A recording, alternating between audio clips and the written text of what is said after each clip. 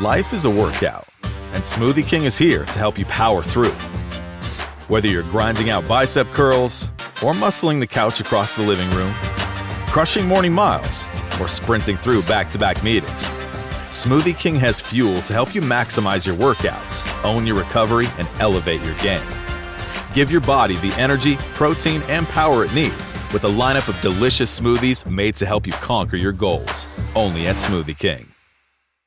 If you're a podcast host, listen up, this one's for you. My name is Allie Jackson. I'm the host of Finding Mr. Height, a dating and relationship podcast that I've been doing for 4 years now, sharing my positive and practical approach to dating that's built on my own life experience. And I wanted to share another experience that I've had, my secret behind monetizing my show. It's called Red Circle, and I was just telling my colleague about how much I love their platform. With Red Circle, not only am I getting a seamless hosting experience, but I also love the support I receive in ad sales. It's not just typical ad sales either. It's targeted opportunities based on my show and my life. And the platform is super simple. You just set your preferences and Red Circle matches you with sponsors that align with your show. You can vet every opportunity and their platform gives you great analytics. More recently too, my Red Circle team has brought me opportunities outside of my podcast on social media to really augment the podcast partnerships, bring them full circle. I just can't recommend them enough. If you want to give it a try, go to redcircle.com to get your free trial. That's redcircle.com for a free trial.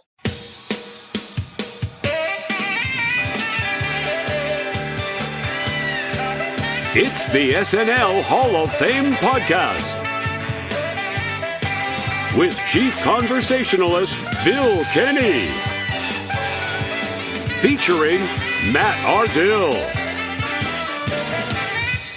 and now curator of the hall, JD.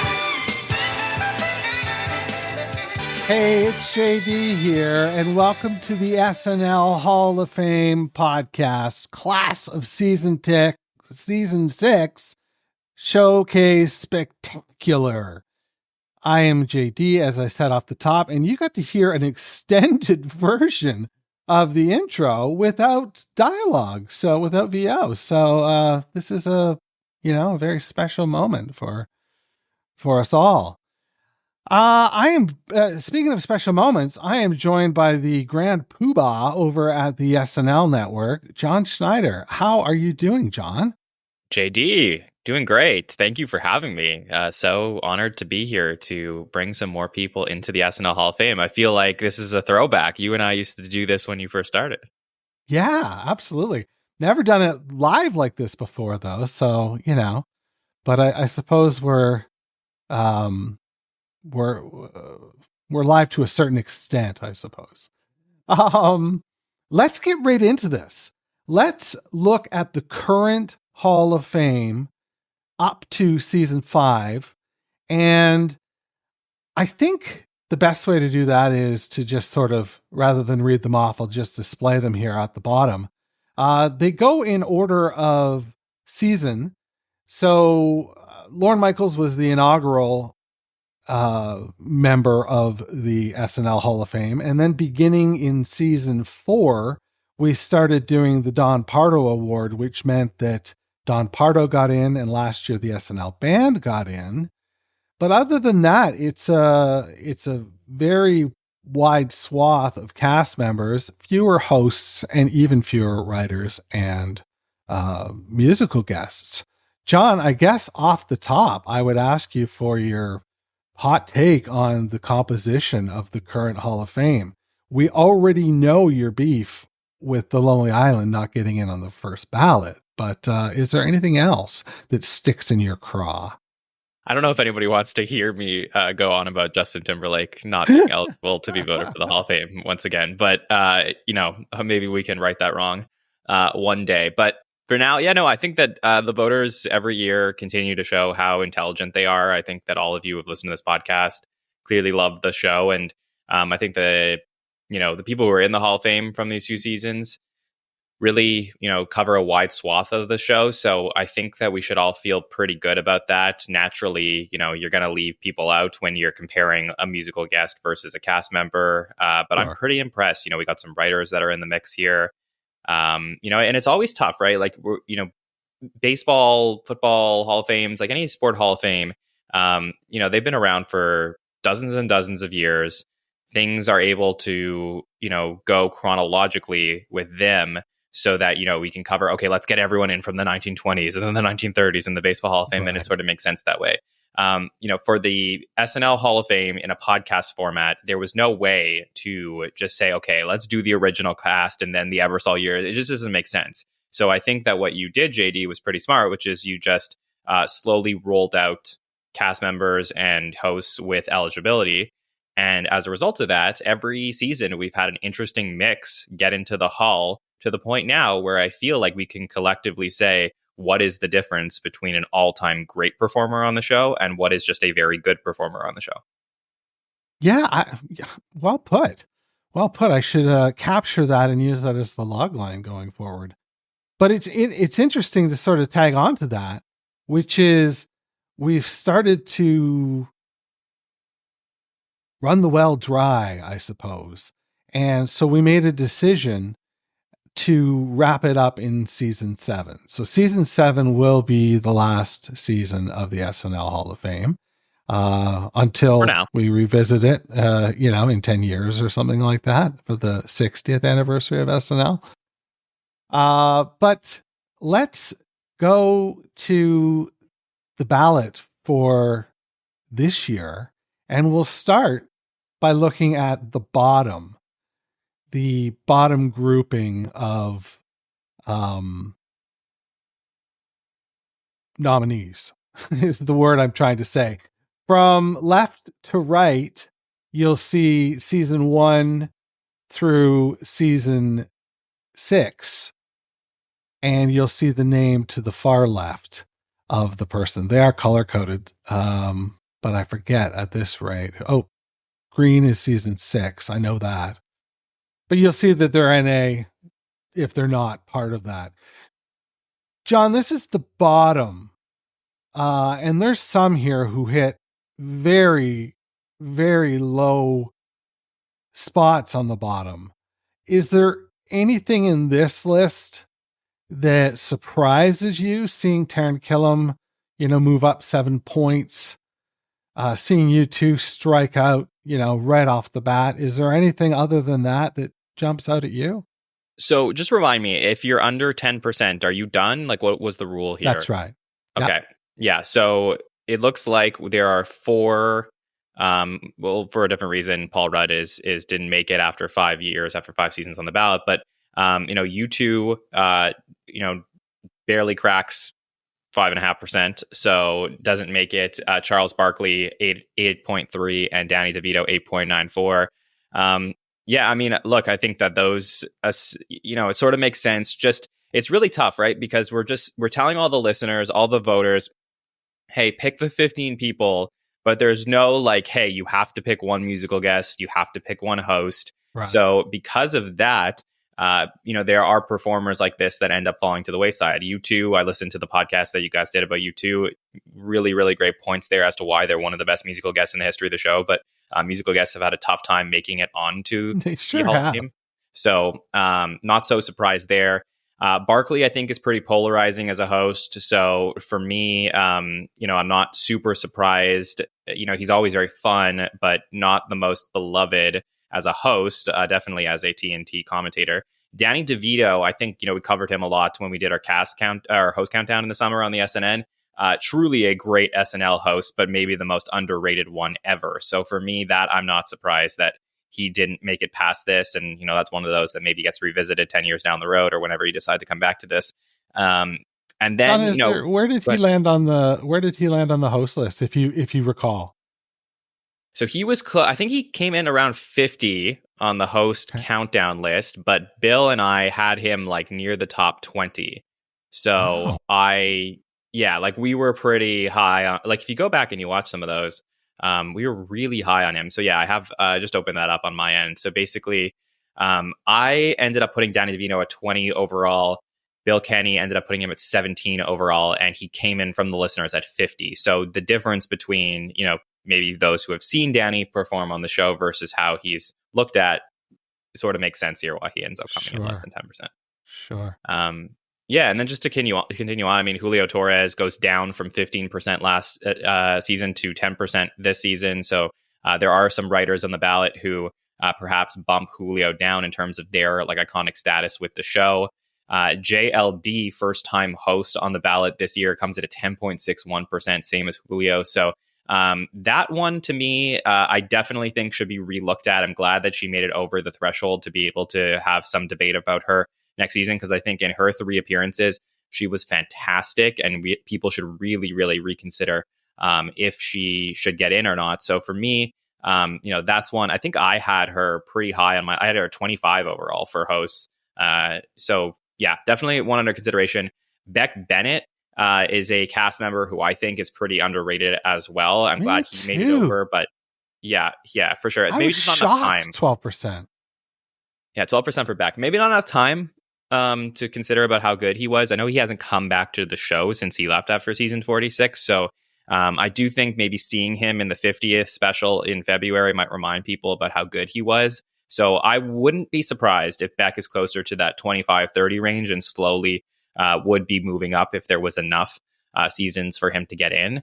John Hamm, a fan favorite SNL host, probably hosted one of the best SNL episodes ever his first time, and really just beloved among the fan community. A little lower than I was expecting, just bumped up a little bit, 15.9 to 16.2, so hovering around the same percentage. That's a big surprise for me. I had John Hamm as 16 overall for my hosts. And then Taryn, you mentioned Taryn. Yeah, I mean, he's a cast member who I think did actually carry a couple seasons of the show while it was transitioning. Yes. So another underappreciated performer that got some love here, moves up from 13.6 to 20.1. So he's definitely on the rise. I just don't know if he's going to have enough of a runway to get in at this point. Yeah.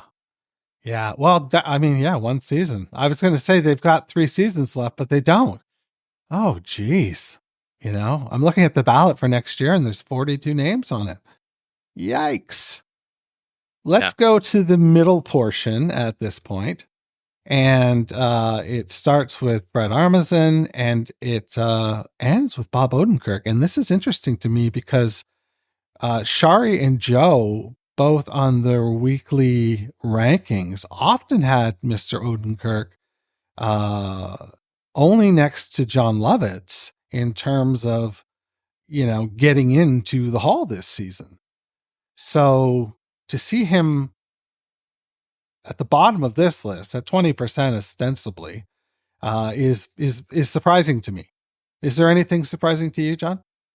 I'm not so surprised about that, if I'm going to be honest. I mean, clearly Bob Odenkirk, a huge name after SNL, and did write some amazing sketches during his time on the show. Maybe gets overshadowed a little bit by Conan, Greg Daniels, Smigel. There's a lot of good writers that were. He was an all-star crew of writers at the same time. Very well known for writing Matt Foley, but after he left the writing team, so I don't know. He's a tough case, but I'm again, glad it could still be debated with him. Herb Sargent is one that comes up next, 22.91. I mean, that's a guy who in his 4th season on the ballot continues to sort of get between 15 and 20%. He's somebody who I actually argued for on the SNL Hall of Fame in its 3rd season.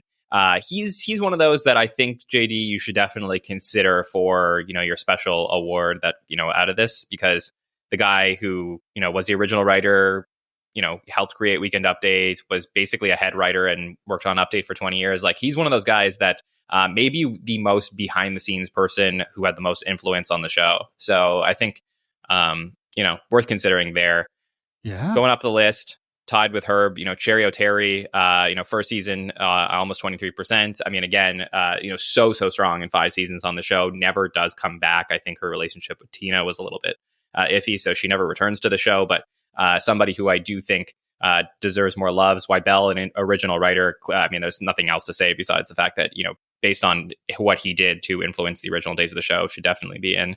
Rosie Schuster, you can argue the same thing, comes in at 24.02%. So Rosie on the rise, up from 15.9 last season. 80 Bryant in her first season, 25.14%. I mean, 80, again, on a ballot with Kate McKinnon, does that perhaps push 80 down? We'll see where Kate landed in a few minutes, but 25% for 80, somebody who I think, again, like Beck, may become more beloved over time. But for now, I think this is a pretty solid showing in her first season on the ballot. Tracy jumps up a little bit from 23.6 to 25.7. Again, not sure if there's enough runway for Tracy here, but somebody who I think really found his niche in being himself on the show. So it will be interesting to see where he comes in season 7. Piscopo, okay, this is a good one. 26.82% for Joe Piscopo, one of the biggest names in SNL history at a certain point of its history. 26.82%. I mean, certainly he's a polarizing guy nowadays, and even in retrospect at his time on the cast, but you cannot deny how crucial he was to a few seasons of the show, statistically just dominant. So that's one who I think when you get into the nitty gritty of the history of the show and the numbers of SNL, deserves some reconsideration there. So it'll be interesting to see if he goes up even further in season 7. Rachel Dratch, very beloved, goes up from 26.4 to 30.73. You can't help but love Rachel Dratch, but I don't know if there's a ceiling there, perhaps with some of her other castmates. Just moving on to the difference between, I guess, very good and all-time great. Adam McKay, former head writer, actually goes down here. That's a little bit of a surprise. I mean, I know people love McKay and his relationship with Will Ferrell, something that's often talked about, but he goes from 35.25 in season 4, 35.5 around the same in season 5, and then down to 30.73 in season 6. So he's moving down, not the right direction for Adam McKay to get into the Hall of Fame. Bobby Moynihan, one of the most beloved cast members ever, starts off at a 31.84. Sneaky guy who might get in season 7. I think a lot of people love Bobby. So, with some big names maybe coming off this season, I could see him on the rise. So that's a good one. Anna Gasteyer goes down from a 35.9 to a 32.96. So this may be, 35.9 may be her ceiling, similar to what we talked about with Rachel. Adam Driver, one of the best recent hosts in SNL history, has a 34.64. So that will be very fascinating to see if people put him in. Perhaps if another host, a big name host, gets in this time, maybe there's more room for Driver in season 7. How about this one, JD? Dave Grohl, in his final season on the ballot, goes from first season 32, second season 54, third season 55, fourth season 53, down to 35.2 in his final season. Wow. I mean, I have to say it's stunning, but I'm wondering how much influence, well, obviously 15 points at least, his recent, in quotes, scandal has caused. I can't think of another reason for him to have lost that many points.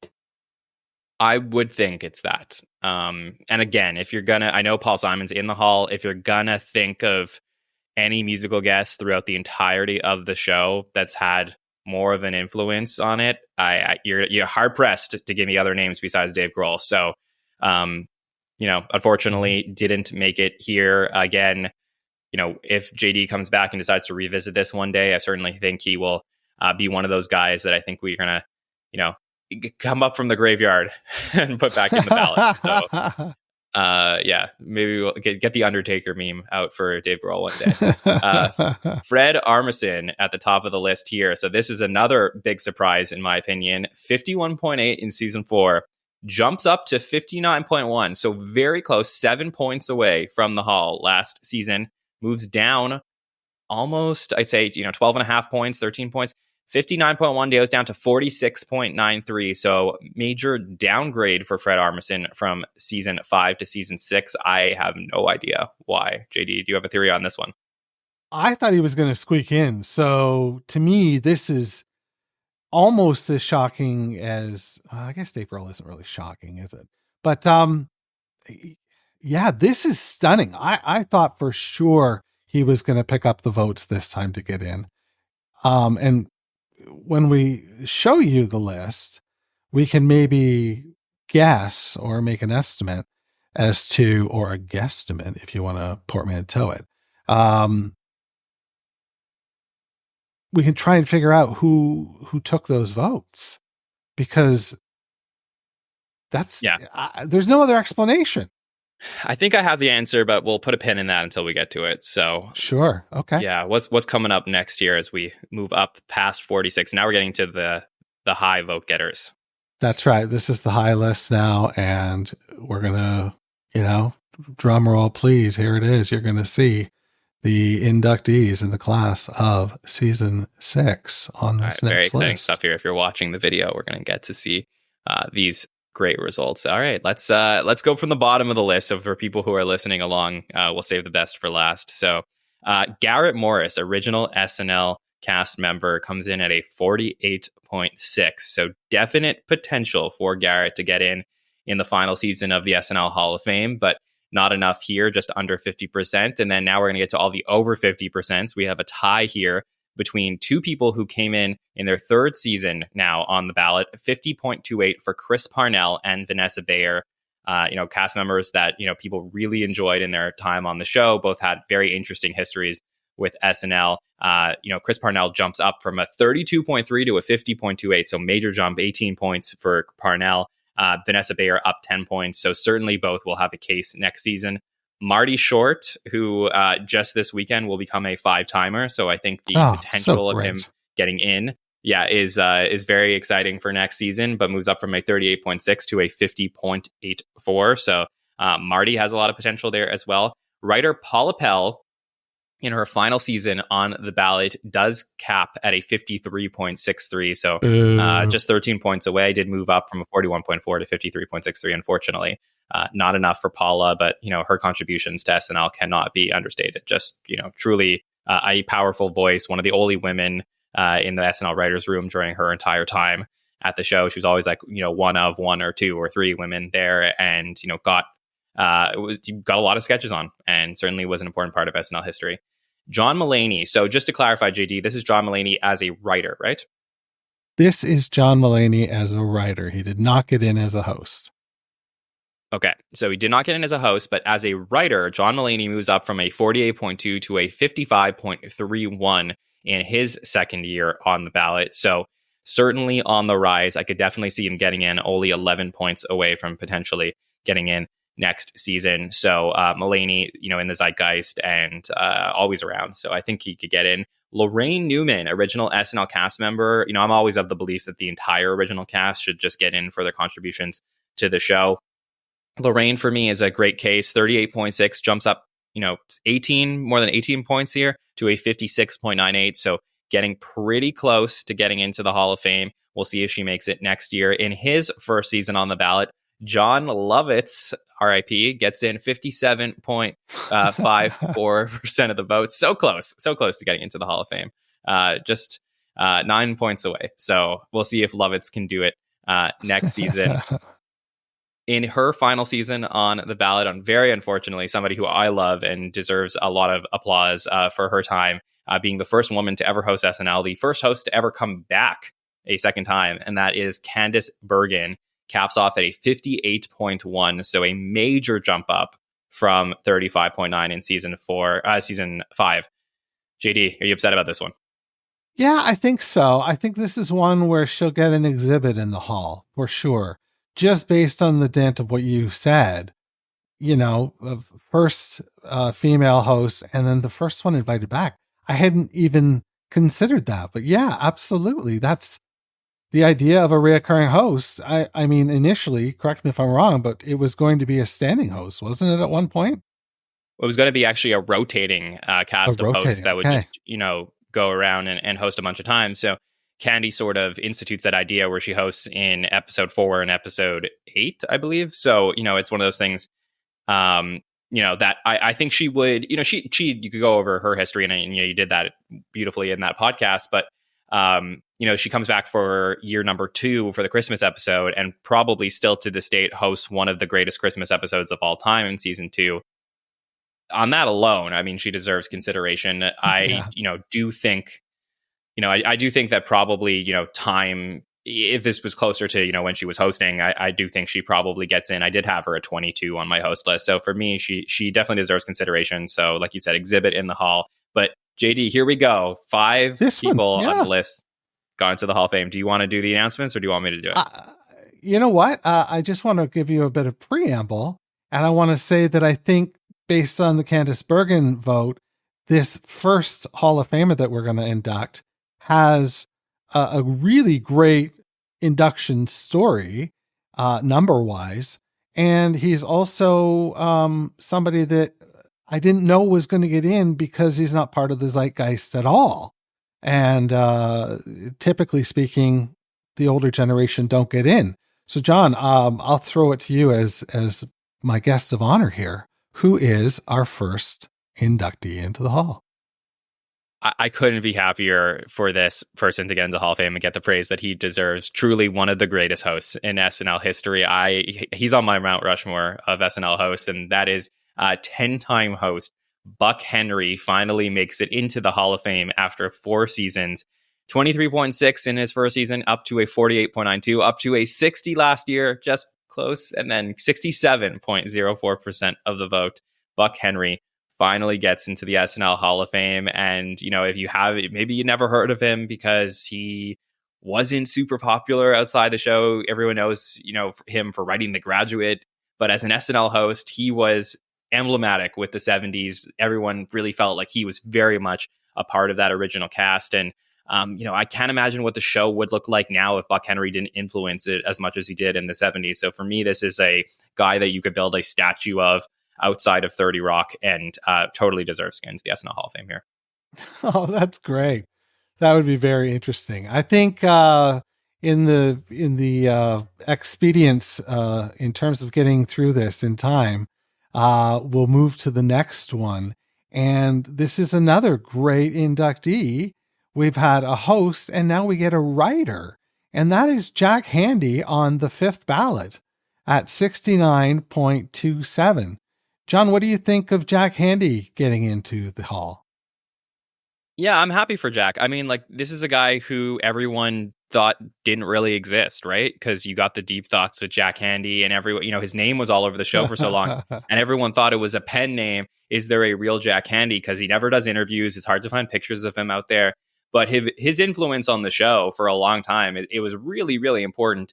A lot of writers in SNL history say that Jack Handey was their favorite writer. So, this is good on the listeners for really getting in deep with, SNL interviews and understanding how Handey contributed to the show. I often go back to his relationship with Phil Hartman, one of the greatest cast members of all time, writing Unfrozen Caveman Lawyer and, really fun sketches like that. So for me, the writers, we still need to do them justice in the voting. And I think that Handey, I think Franken and Davis got in last season. Jack Handey is now in. So this is a great thing that the voters did by getting Jack Handey into the Hall here at 69.27% of the vote. All right. And then up next here, we got Kate McKinnon coming in next, an absolute fan favorite. Really just a generation of SNL fans fell in love with Kate McKinnon and feeling like they represented them on the show by getting to see her perform. And in her second season, we do get Kate McKinnon in. A lot of people were very surprised last season. She was sort of the marquee Yes. that, everyone was like, oh yeah, it's got to be, Kate's going to get in. She's one of the names. And we didn't get her. And she came in at 62.7, just missed it by a few points, but she does bump up to a 70.39%. And yeah, I mean, look, she is more recent, but I still have her as a top 10 cast member of all time. Her contributions to the show, to transition from that Kristen Wiig era and just, really take over the show for so many years. Amazing stuff from Kate. Totally well deserved. She's a burning bright sun for sure. The next is another from season 5 that, I was a little surprised didn't get in season 5, but then I put some thought behind it, and, I could sort of make sense of it, but he did get 60% last time, and that's Adam Sandler, who matches Kate McKinnon with a 70.29% or 70.39, sorry.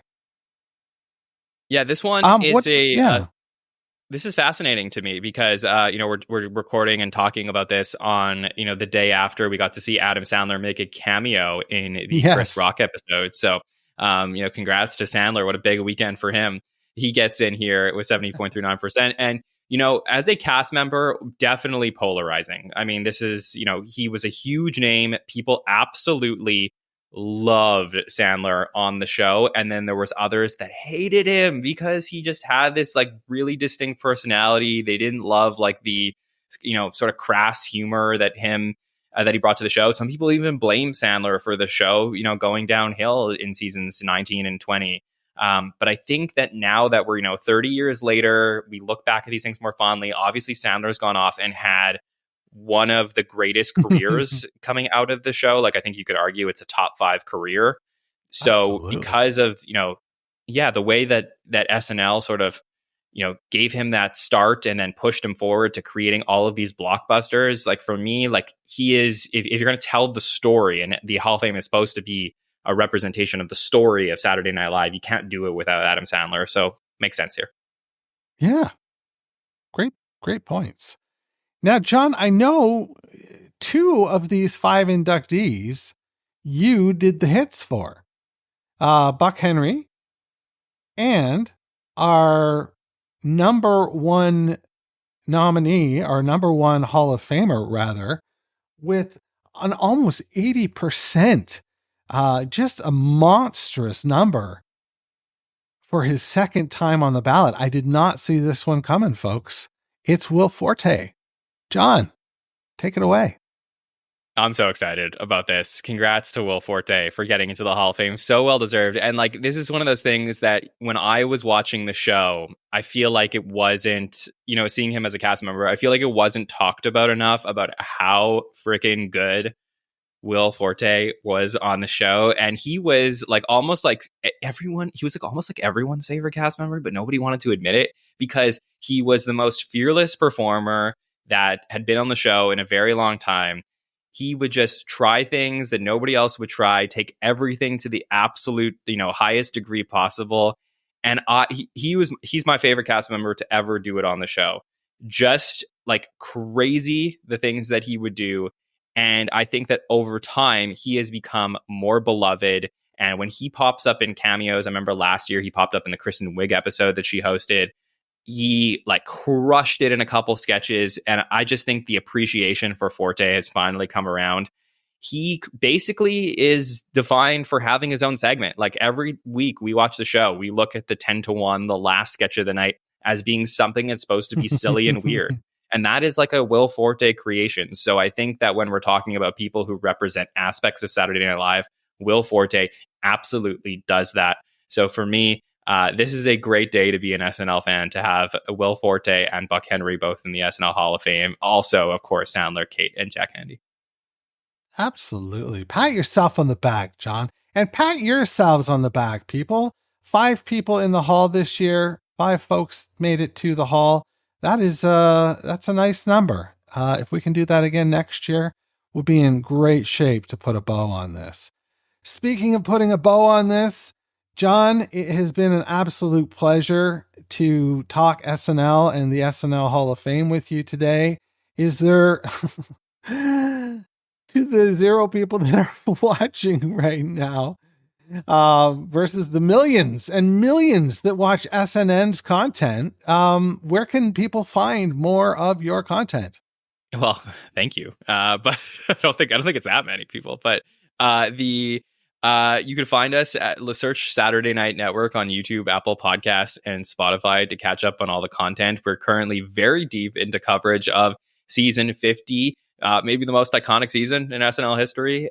So, talking about this like celebration that we're having, we're inching closer towards the 50th anniversary. So we're going to have full coverage of that. But in case you don't know what we do over at the SNN, we got a hot take show happening every single week right after a new SNL episode is over at 1 a.m. on Saturdays. Hop on over with us. We're talking things through. We got a live chat. You can give us your opinions and always love to incorporate them into the show. We have a Monday roundtable as well, where we break down every sketch even further. And then on Wednesdays, we have our By the Number shows, where we go through all the statistics and analytics of the week. I know a lot of SNL fans love that stuff. So Mike Murray is a great host of that show, and he goes through everything. And then if you, maybe you're watching along and you're like, hey, I've heard of some of these people, but I don't understand the history of the show.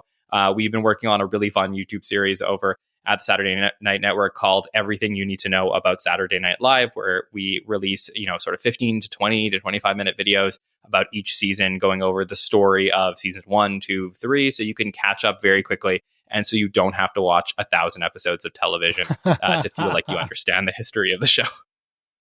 They do a really amazing job. It looks top notch.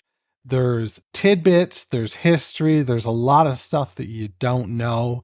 There's great video that you're not going to find anywhere else. Check it out for sure. It's must see if you're even remotely a fan of SNL. Thank you. And thanks for having me. Yeah, absolutely. That's what I've got for you this week.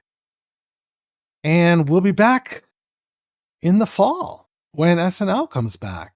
We'll be back in the winter rather when SNL comes back in January. My goodness gracious. I was thinking here we are in spring, but we're not. Enjoy yourselves. And if you would do me a favor and on the way out, as you pass the weekend update exhibit, turn out the lights because the SNL Hall of Fame is now closed. Thanks for listening to the SNL Hall of Fame podcast. Make sure to rate, review, share, and subscribe to the show wherever you get your podcasts. Follow us on social media at SNLHOF. This is Doug Denant saying, see you next week.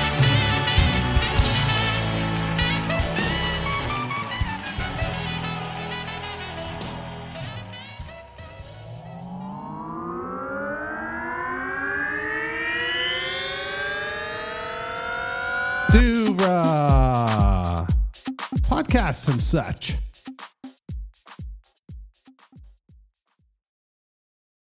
If you're a podcast host, listen up, this one's for you. My name is Allie Jackson. I'm the host of Finding Mr. Height, a dating and relationship podcast that I've been doing for 4 years now, sharing my positive and practical approach to dating that's built on my own life experience. And I wanted to share another experience that I've had, my secret behind monetizing my show. It's called Red Circle, and I was just telling my colleague about how much I love their platform. With Red Circle, not only am I getting a seamless hosting experience, but I also love the support I receive in ad sales. It's not just typical ad sales either. It's targeted opportunities based on my show and my life. And the platform is super simple. You just set your preferences and Red Circle matches you with sponsors that align with your show. You can vet every opportunity and their platform gives you great analytics. More recently too, my Red Circle team has brought me opportunities outside of my podcast on social media to really augment the podcast partnerships, bring them full circle. I just can't recommend them enough. If you want to give it a try, go to redcircle.com to get your free trial. That's redcircle.com for a free trial.